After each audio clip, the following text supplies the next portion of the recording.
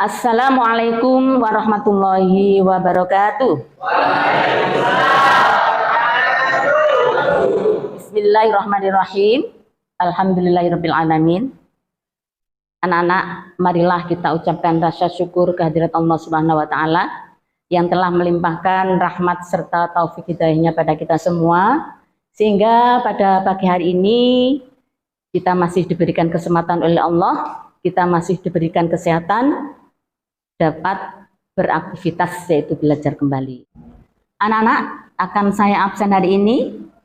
Yang pertama adalah Ahmad Falah Abdillah, hadir. Afza Izam, hadir. Aldo Prayoga, hadir.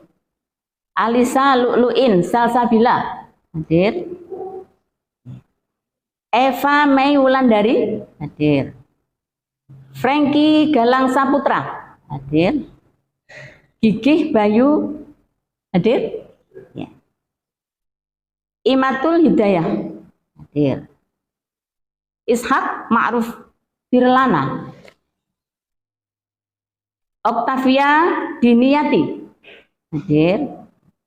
Raffi Ramadhani, hadir. Raffi Setiawan. Rengga Satria Putra Budi. Riham, hadir. Sinta Yustia, hadir. Alhamdulillah. Anak-anak, ini ada yang tidak masuk ya, sakit. Ya. Ini Alvin Anarki ini. Ya sudah. Anak-anak, hari ini kita mempelajari tentang bab mempertahankan kejujuran sebagai cermin kepribadian. Tapi sebelumnya saya ingin menanyakan pada kalian materi yang sudah pernah kami ajarkan pada minggu yang lalu, yaitu tentang Asmaul Husna. Apa sih nak yang dinamakan Asmaul Husna? Ada berapa nama-nama yang baik Allah? Bismillah. Siap. Terus nama-nama baik Allah yang ada di buku itu ada 7. Coba sebutkan. 1.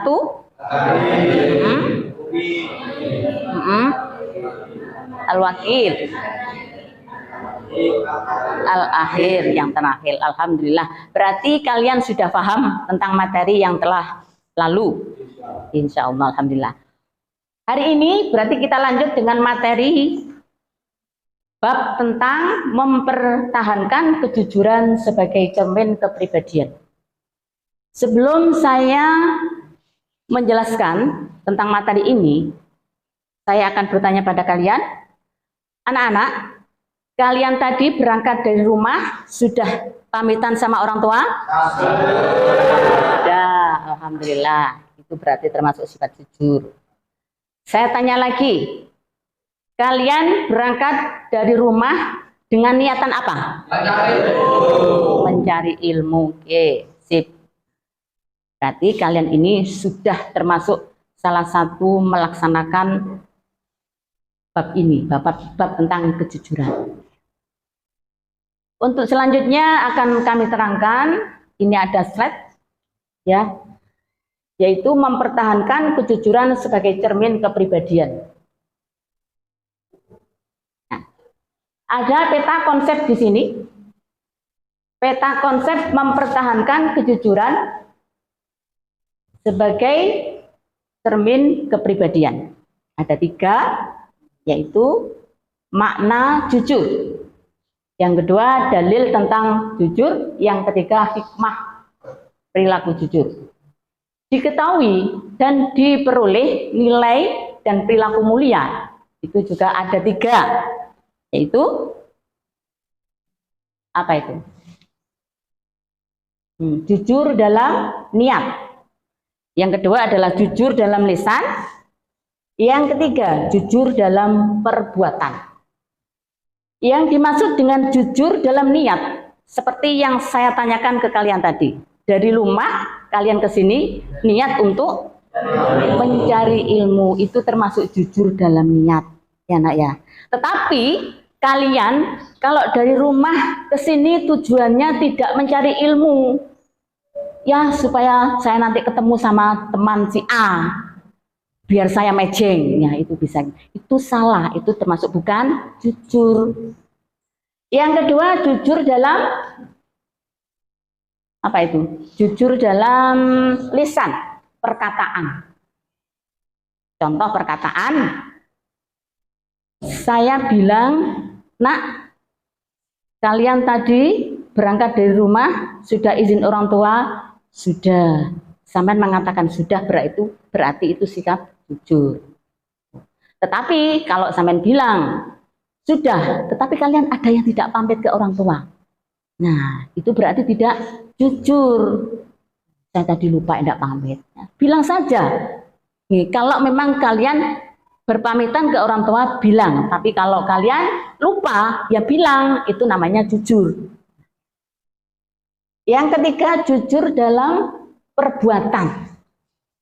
Jujur dalam perbuatan itu termasuk kalian mau berangkat ke sekolah ini, berangkat mencari ilmu, itu termasuk jujur. Perbuatan kan, kalian ke sini naik sepeda atau naik apapun, itu termasuk perbuatan yang jujur. Oke, lanjut. Nah ini, jujur dalam bahasa Arab adalah sidik atau asidku.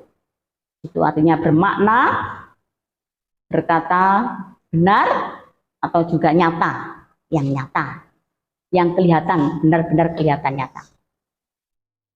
Lagi, jujur dalam istilah itu ada kesesuaian apa? Coba dibaca, tolong.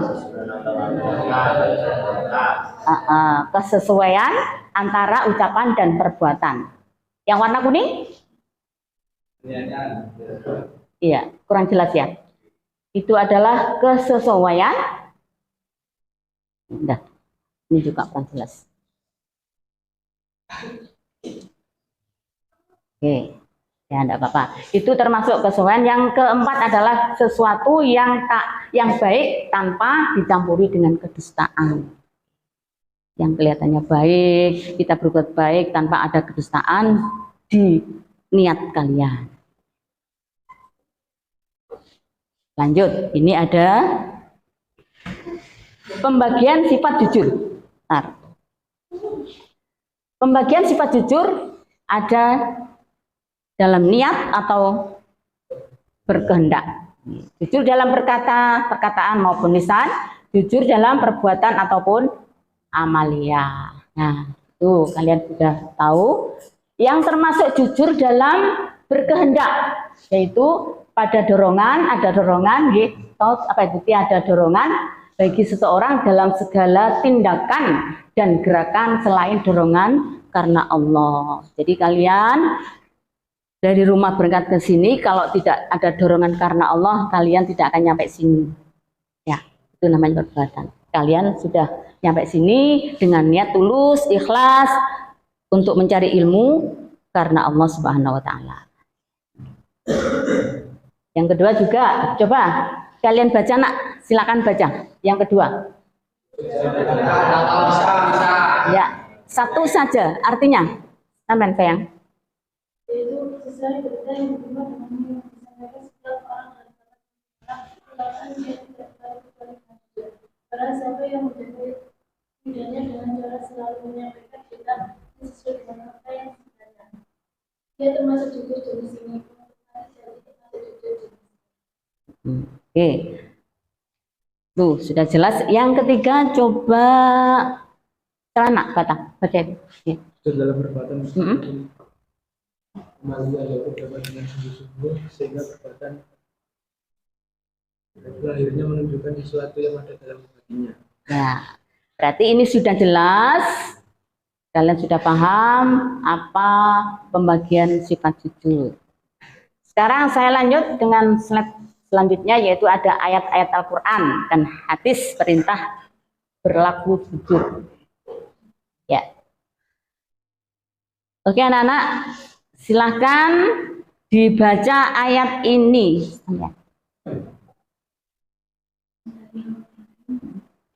يا أيها الذين آمنوا من الله شيء لا يبلغ ولا يبلغ Na'anu alla ta'dilu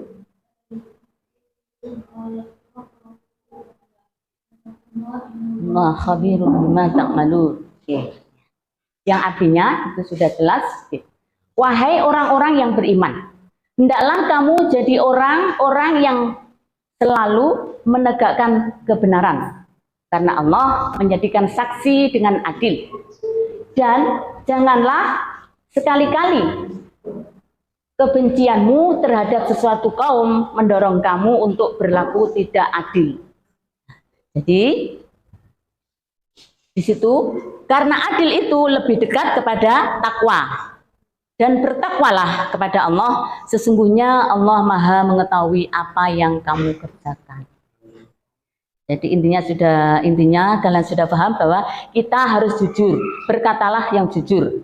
Karena jujur akan membawa keselamatan dan jujur itu adalah termasuk orang yang bertakwa. Nah, lanjut. Nah, ini sedikit. Tolong sampai baca nak. Oh, gini aja, sudah saya baca dulu ya. Saya baca. Bismillahirrahmanirrahim. Ya ayyuhalladzina amanu taqullaha wa kunu ma'as shadiqin. Yang artinya, wahai orang-orang yang beriman, bertakwalah kepada Allah dan hendaklah kamu bersama orang-orang yang benar. Yaitu surat At-Taubah ayat 119. Menyeru kepada kita bahwa kita harus jujur, kita bersikap jujur, dan kita itu berkumpul pada orang-orang yang benar. Kalau kita berkumpul pada orang yang benar, otomatis dengan sendirinya kita akan berlaku benar. Benar, jujur, itu modalnya. Jadi di sini jujur itu berkata yang benar. Ini sudah ada hadisnya, saya lewatin aja ya. Sudah ada hadisnya, hadis dari Abdullah bin Mas'ud radhiyallahu anhu. Nah, sekarang menerapkan perilaku mulia. Nah, ini menerapkan perilaku mulia. Meminta izin atau berpamitan kepada orang tua ketika akan pergi kemanapun. Nah, tadi sudah saya jelaskan, sudah saya tanyakan kepada kalian bahwa anak-anak tadi pergi dari rumah berpamitan kepada orang tua, berpamitan, alhamdulillah. Nah, ini satu termasuk nanti kalau kalian seandainya kok pergi setelah sekolah ke rumah teman atau ke siapa, itu juga harus berpamitan. Ya nak, pulang dulu. Tidak kok nanti dari sekolah langsung pergi ke rumah teman, jangan. Pulang dulu ke rumah, setelah itu baru kalian pergi lagi. Tetap berpamitan kepada orang tua.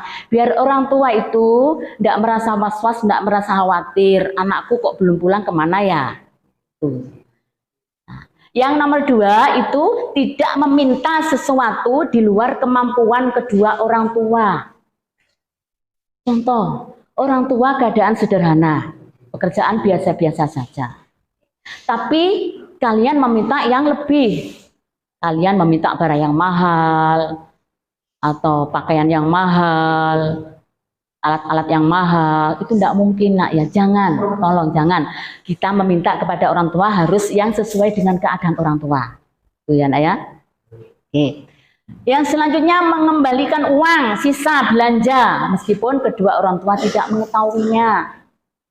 Contoh, kalian kalau disuruh orang tua, beli nak, tolong belikan ini, tolong belikan itu. Nah, itu kadang-kadang kan kalian dikasih uang yang lebih, kan tidak tahu harganya berapa. Nah, itu ada kembaliannya, itu tolong langsung lapor, dilaporkan kepada orang tua, Bu, ini tadi lebih segini. Kalau sampean ambil tidak apa-apa, asalkan sampean izin. Jangan kok langsung diambil tapi tidak izin pada orang tua. Itu tidak baik. Itu namanya tidak jujur ya, nak ya. Tolong ya. Yang keempat, melaporkan prestasi hasil belajar kepada orang tua meskipun dengan nilai yang kurang memuaskan. Nah, apa gunanya? Kadang-kadang orang tua kalian itu disuruh ambil rapot karena khawatir anaknya rapotnya kok jelek tapi tidak dilaporkan ke orang tua. Nah, jangan ya nak ya. Makanya ini ada materi seperti ini melatih kalian supaya bisa jujur. Jadi laporkan walaupun nilai itu tinggi atau nilai rendah, jelek, dilaporkan saja. Siapa tahu, bukan siapa tahu, harus biasanya orang tua kalau melihat anaknya nilainya kok rendah, memotivasi. Maksudnya memberikan kalian tuh semangat. Ya apa-apa nak, kita semangat saja. Semangat belajar terus dan belajar lagi. Itu orang tua saya, ya nak ya. Yang kelima, tidak memberi atau meminta jawaban kepada teman ketika sedang ulangan atau ujian sekolah. Jangan, ya. Kita harus belajar dengan sendiri apa yang kita punya, prestasi apa yang kita punya, pemikiran, kecerdasan apa yang kita punya, ulangan dikerjakan sendiri. Kalian mencontek itu belum tentu yang saya mencontek itu benar. Kadang-kadang yang menyontek dari jawaban itu salah. Justru yang kalian punya punya jawaban sendiri tapi kurang pede. Iki jawabannya C. Terus kurang pede, tak minta teman jawabannya malah salah. Justru yang kalian itu aslinya benar. Nah itu. Makanya tolong kalian bersifat jujur ya. Jadi tidak boleh menyontek walaupun itu nilainya jelek, tidak apa-apa. Tidak apa-apa. Sekarang kita lanjut. Yang terakhir adalah kesimpulan. Nah, ini. Kesimpulan.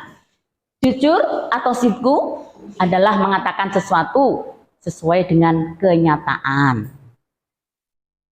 Sedangkan dusta al-kadzibu adalah mengatakan sesuatu yang tidak sesuai dengan kenyataan. Yang kedua, jujur merupakan petunjuk dan jalan menuju surga Allah Subhanahu wa taala. Sedangkan dusta adalah petunjuk dan jalan menuju ke neraka. Ketiga, jujur adalah sifat para nabi dan rasul Allah Subhanahu wa taala.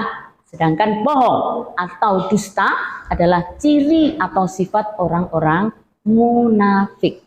Ya, nak? 4, kejujuran akan menciptakan ketenangan, kedamaian, keselamatan, kesejahteraan, dan kenikmatan lahir batin, baik di dunia maupun di akhirat. Sementara kedustaan menimbulkan kegoncangan, kegelisahan, konflik sosial, ataupun kekacauan, kehinaan, dan kesengsaraan lahir batin, baik di dunia maupun di akhirat. Itulah, ya, nak. Makanya jujur sangat-sangat kita perlukan. Selesai. Sudah selesai anak-anak, ini pembelajaran hari ini. Tolong sekarang membentuk kelompok. Ini sudah kelompok ya. 1, 2, 3, 4, 5. Ada 5 kelompok. Nanti dicatat nama-namanya, kelompoknya di buku siapa. Tolong membuat resum. Diskusikan tentang ayat Al-Maidah. Tentang surah Al-Maidah ayat 8 tadi. Nah, kalian diskusikan dengan teman sejawat kalian dan mencari referensi di lain materi ini. Alhamdulillah, dari kalian tadi ada yang nilainya bagus. Dari kelompok berapa ini? Kelompok 3. Kelompok 3 alhamdulillah nilainya bagus. Kali ini, materi kali ini sudah selesai. Mudah-mudahan apa yang saya jelaskan bisa paham kalian dan bisa berkah, bisa manfaat dan bisa menerapkan tentang jujur. Untuk itu, marilah kita akhiri pembelajaran ini dengan bacaan hamdalah bersama-sama. Alhamdulillah. Saya akhiri. Wassalamualaikum warahmatullahi wabarakatuh. Waalaikumsalam.